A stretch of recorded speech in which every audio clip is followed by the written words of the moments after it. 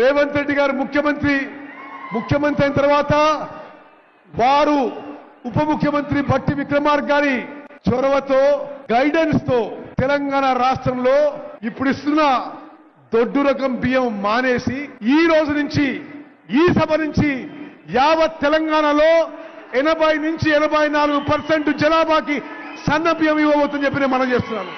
ఇది మీరు ఆమోదం తెలుసంటే అందరి చేతులెత్తాలే. అక్కలు, చెల్లెళ్ళు, అన్నలు, తమ్ముళ్ళు సన్న రకం బియ్యం ఇవ్వడమే కాదు,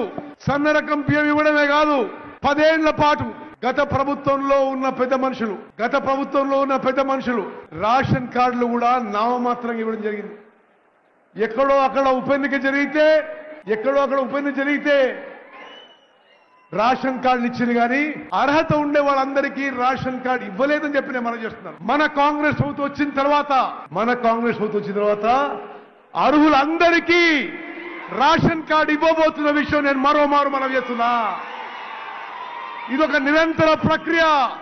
తెలంగాణలో అర్హత ఉన్న వాళ్ళందరికీ కూడా రేషన్ కార్డు ఇవ్వబోతున్నాము. బిలో పవర్టీ లైన్ కుటుంబాలకి, దారిద్ర్య రేఖ దిగులున్న వాళ్ళకి గతంలో తెల్ల కార్డుండే మన ప్రభుత్వంలో 3 రంగుల card ఇవ్వబోతున్నాము.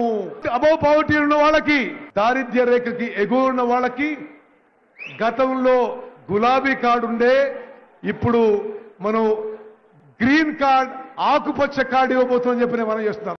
Subscribe us and press the bell icon for more interesting updates.